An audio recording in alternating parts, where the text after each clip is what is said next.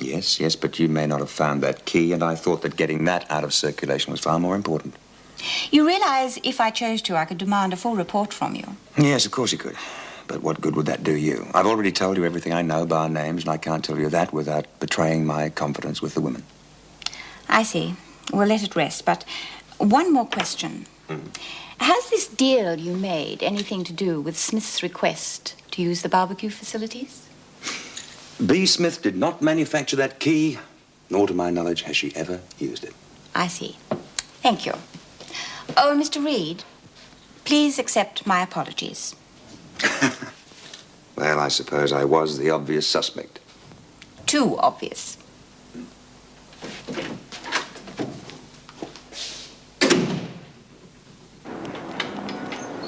Night. Mrs. Jackson, you don't have a car, do you? No. Well, could I offer you a lift? Oh, yes, thank you if it's not too much trouble. No trouble at all. Looking very pleased with yourself.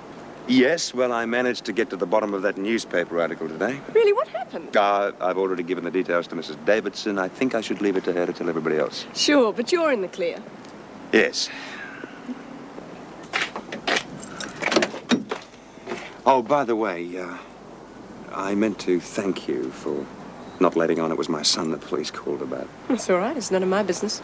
It's, just a misunderstanding, that's all.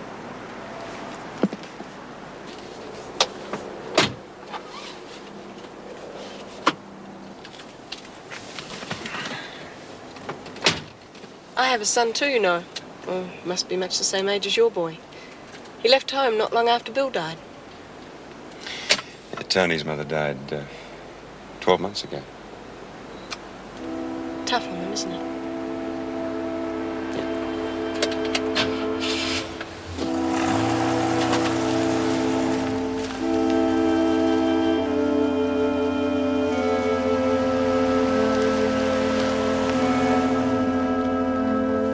Think I was one of them terrorists or something. All this fuss about a couple of books. Come on. I hope you're satisfied.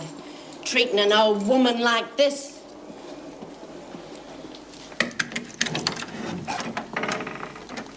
And no talking.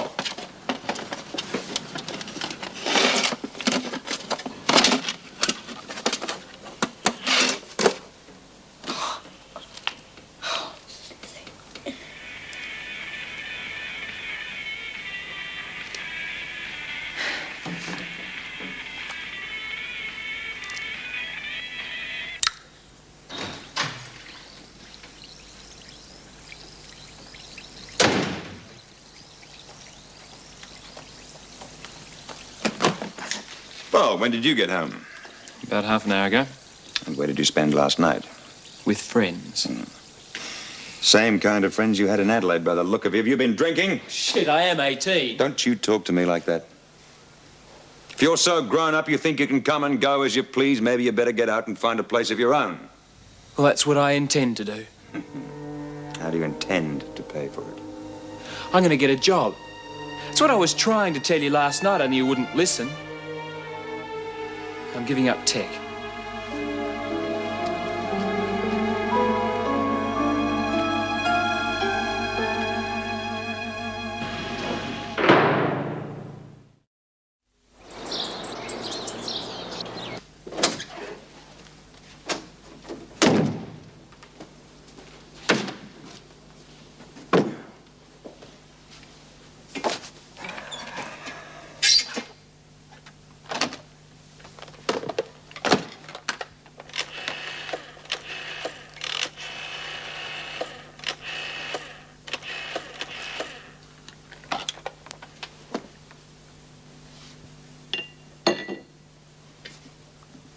Fairfield Technical, Mr. Mackenzie's office. My name is Paul Reed. I'd like to speak to Mr. Mackenzie, please. He hasn't come in yet. This is his secretary speaking. Can I help you? Yes, I'd like to make an appointment then to see him sometime today. Certainly, sir. What was the name again? Reed, Paul Reed. And what is it you wish to see him about, Mr. Reed? Oh, it's about my son, Tony. He's in engineering. I see. When would you like to see him? Well, preferably after work.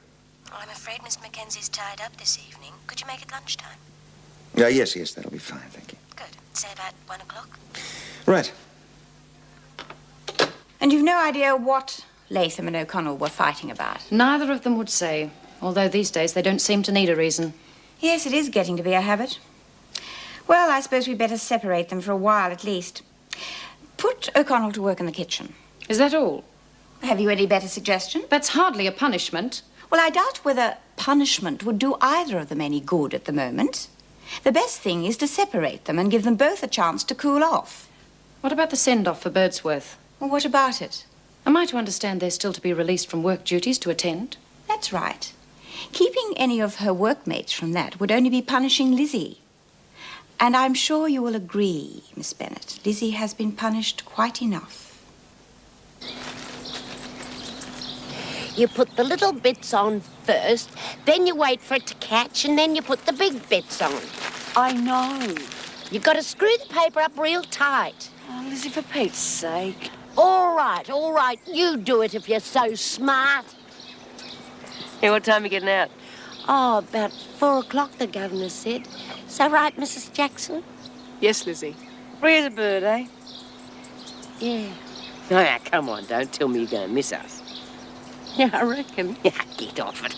Just you actually get that first beer into you. Then send me a postcard and tell me you want to come back. Dora'll be there, too. You try and keep her away. Oh, you're doing it all wrong. Now look what you've done. You put the big ones on too soon. You gotta give it air.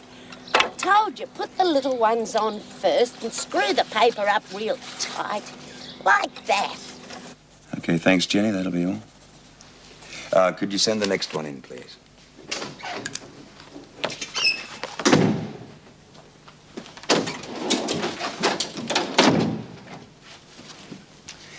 Well, Chrissy, what's the problem? You know damn well what the problem is. Do I? Yeah. You conned me into giving you that key. B never lagged. No one lagged. I didn't say that anybody lagged. I don't even remember mentioning B. You tricked me.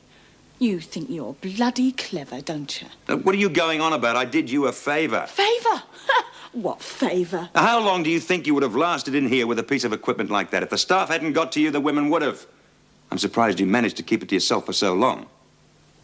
Now, look, I kept my promise.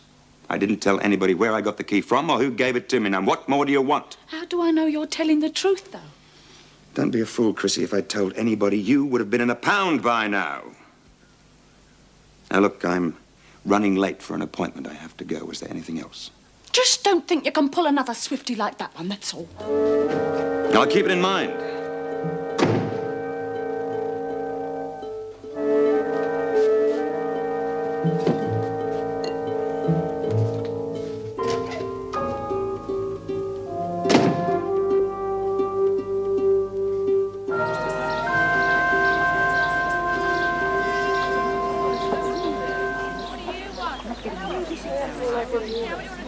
That's okay. If you want to share a cell with me, I wouldn't give me any onion at all. Has Lizzie made arrangements for this afternoon? Yes, Doreen will be meeting her. Oh, imagine releasing those two on an unsuspecting world. One of them would be bad enough. A daunting prospect, I must admit. Poor Lizzie.